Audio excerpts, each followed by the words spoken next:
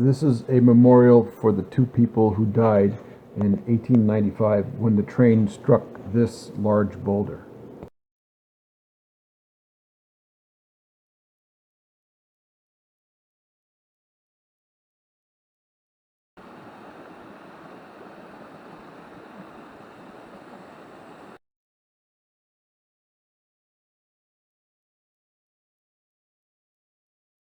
This medicine wheel talks about the four directions of life.